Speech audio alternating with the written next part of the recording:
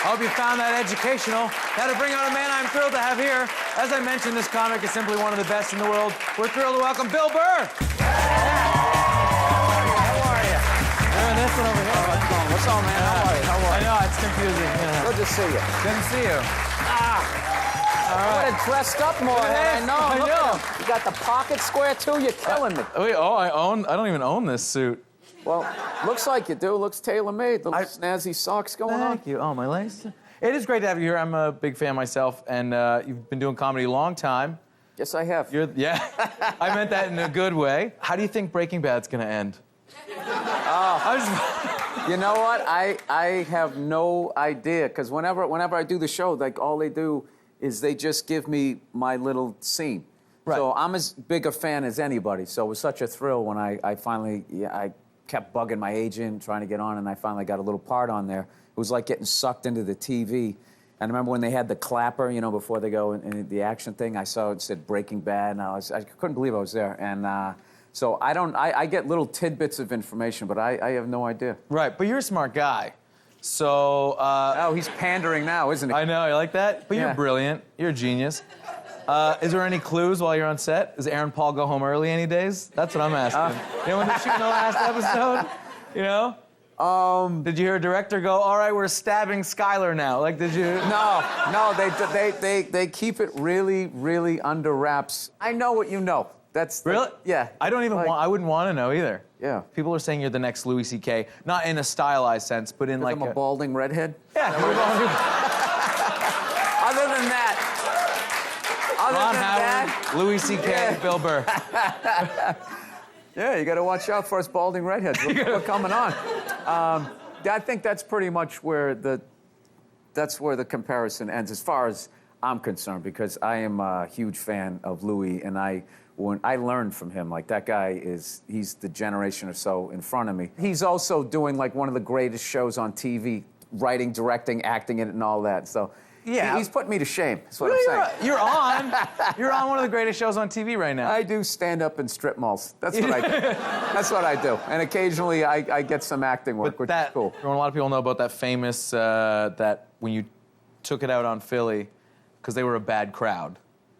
Oh, yeah. Your famous rant, which you've since said you like Philadelphia, and that wasn't the issue. You were just giving... People in Philly don't even remember. Basically, if you haven't seen it, I was doing a show for the Opie and Anthony radio program, and they had this show called The Traveling Virus, and we were doing these, like, 10,000 seaters, and we went to Philly, and they're notorious for booing people, and they booed the first guy off stage, and I went on, like, 3 hours after that. So by the time I got up there, it was a complete shit show. And... I don't know. They started booing, and I snapped and decided I wasn't going to leave, and I just attacked everything that they loved. Yeah. And well. Yeah. And you know what? They're so twisted. They actually they enjoyed it, and then when I came back to Philly, they do it so much they don't even remember. They were like, oh, yeah. You know, I mean, I've seen them boo. I saw them boo. What was that? Destiny's Child. I saw them boo. For what?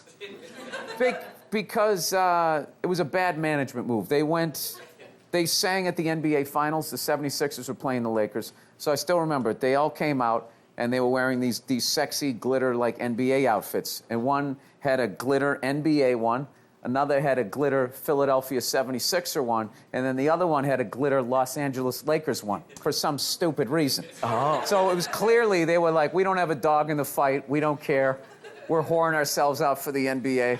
So they start singing the song, and this comic, Keith Robinson, who's from Philly, calls me up. He's like, you watching this? Because we knew it was coming. And I just remember they ended the song, however it ends, you know, and you, bootylicious, it ends. And then they just go, and the whole crowd just goes, boo! And for half a second, you saw who's the Jay-Z's wife there? She just, Beyonce. Yeah, she just goes like that, and they immediately went to commercial. And I remember watching it. I was like, yeah, I've been there. Yeah. No, I was mad that they cut to commercial because I wanted to see if she did what I did. Like, you know what? You are sort of crazy. You're the only small gun advocate I know. You're like everyone's like, no one, you shouldn't have guns. Some people are like, everybody needs a gun. You're like, get a small gun. Yeah. Only if the apocalypse happens. No, you get like a 22. It's perfect. Yeah. Which I think you feel like the day the power goes out, you're gonna have to shoot all your neighbors. Yeah. But I feel like you're under. I don't want to like die hiding in the cabinets in my kitchen. You know what I mean? I would like to take somebody with me. I'm not saying that I'm gonna go hunt somebody down, right? But like, you know, and you guys might look at this like this is some crazy gun nut American, you know, but I'm on to you guys where there's something going on up here. I don't know what it is, but like, you know, you lose a hockey game and you like burn down your city, like a riot. It seems so trivial, but that's like, yeah, they always, what is that thing where they say a riot is an expression of, I'm too stupid to remember how I don't know. I know this. I know you're not nearly as happy as Michael Moore tried to make you out in that movie. Like, no. Everybody's up here, you know, just having a good time and leaving their doors unlocked. Nobody ever gets smashed over the head with a bottle. It was such... Oh, no. It just drove me nuts. You guys play enough hockey up here, you get that violent tendency out. Oh, yeah. They make us try to play hockey. Yeah. And then based on this... I'm a huge fan of hockey. I love it. And I love that people don't get it down in the States. I love it. I love it. Why do they let them fight? I can't see the puck. It's like music to my ears. It's like, good, yeah, get out of here. Let's just get out of here. Let me watch it in peace. Do you remember when they lit up the puck for a few years on Fox TV? News, yeah. That was you guys. Do you know? No, but the NHL... Well, no, wait a minute. Wait a minute. Time out. The NHL is you guys too. So all the owners had to agree with that. And you all had to be like, we gotta like expand this thing. We thought we'd funnel money into Canada and keep it here, but you guys took it over, like you tend to do. But well, I'm not gonna apologize for that. No, you're big on the, yeah. I mean, that's just business, dude. You're acting like we came and knocked you on the head. You know what we're about? Wait a minute. Oh, yeah. Wait a second.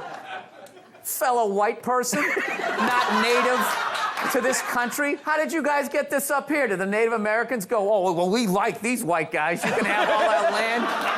Jesus Christ. No, I get it. Your shit smells like maple syrup up here. Is that what you're telling me? All right. Yeah. I'll go with it.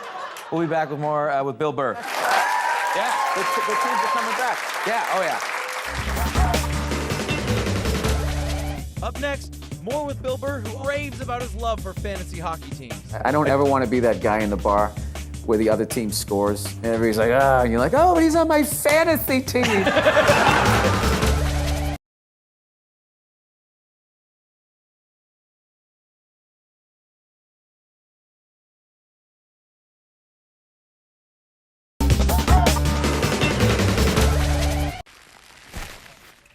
Dude. What are you doing? Huel. Hey, quit screwing around.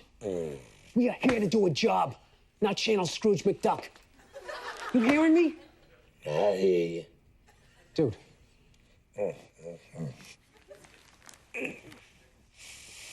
Screw it.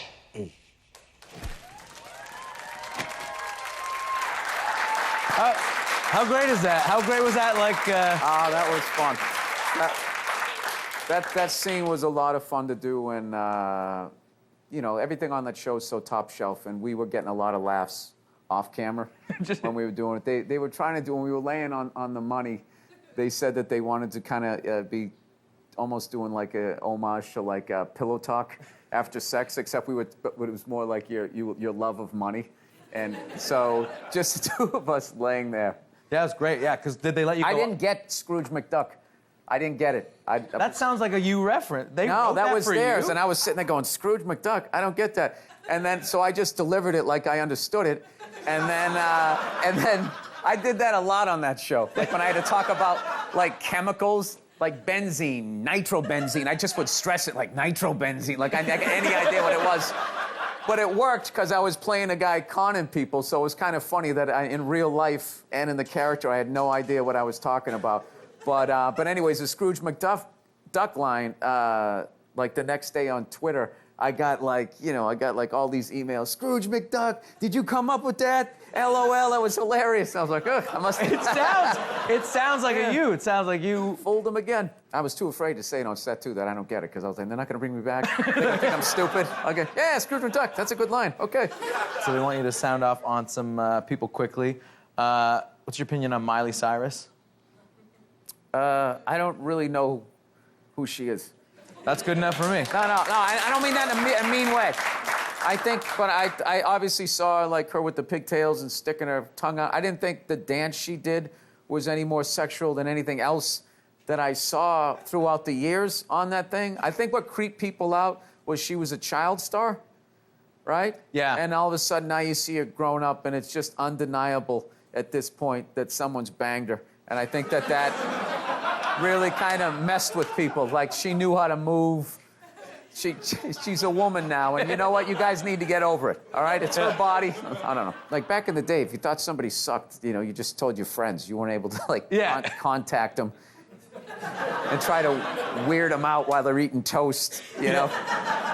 Yeah. You know? So, no, that was like right when I thought I had built up a tough enough skin on stage. That was a new tough skin that you had to develop, was when, you know, MySpace and all those things came out, and you were like, oh, this is a great way to connect with fans, thinking it was going to be all, all nice stuff, and then the first time it happens to you, you're just not ready. You get like 25 great things, and then that one awful one, and you're just like, because there's always a little bit of truth in it. Yeah.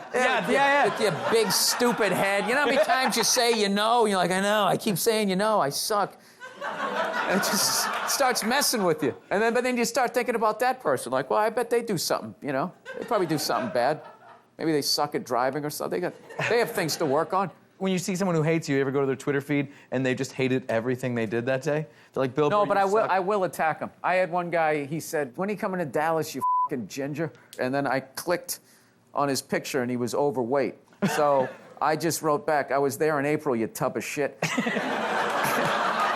And he didn't write me back, and I felt good. I felt good knowing that I hurt him.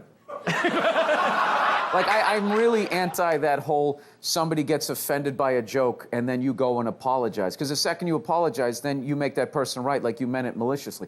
If you're being malicious, apologize. But if you're not being malicious, you should not apologize on you know. And I find that people who get offended in crowds are very selfish.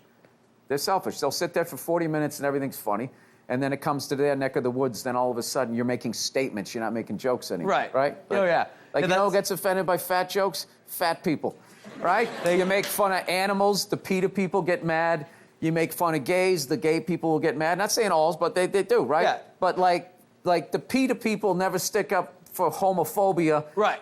You know, the Asian group doesn't come at you when you're whatever, making fun of fatties, you know? Yeah. So, I mean, and I'm sitting here, they have like Kick a Ginger Day. People are telling us we're dying out. I mean, who's sticking up for me? So, you know, go f*** yourselves. All right, fantasy hockey draft. Who do I pick first? I don't play fantasy. I'll if you want to play pickup hockey, I'll do that. But I don't ever want to be that guy in the bar where the other team scores. And everybody's like, and you're like, oh, but he's on my fantasy team. I have this team. In my biggest fantasies, this would be the team. It's just the worst thing. I like to know in the stats, because I used to collect football cards and stuff like that when I was a kid, and I knew where they went to school, and you know, I like that aspect of it. But I just couldn't go over all my friends' house and have a mock draft. Like, I stopped playing Cowboys and Indians when I was a kid. Like, it's like, you know, once you're an adult, you should.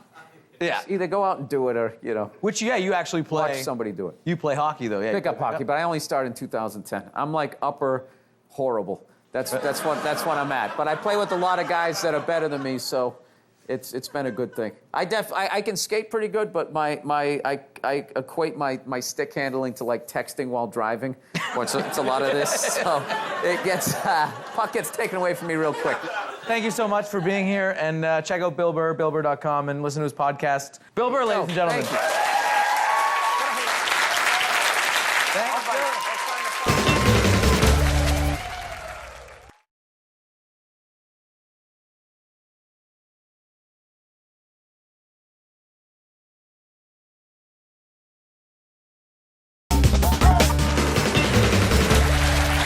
Welcome back to Comedy at JFL 42. The festival is moving along so fast, and one of the best of the new generations of comedians, John Mulaney, is in town. He'll be joining us on Thursday's show. Yeah. Yes. Tomorrow, our guests are opinionated actress, comedian Janine Garofalo, the hilarious Andy Kindler, and Match Game panelist and Juice Pig, or was he Corky? Sean Cullen will be here. Yes. For Comedy at JFL 42, I'm Graham Chittenden. Good night.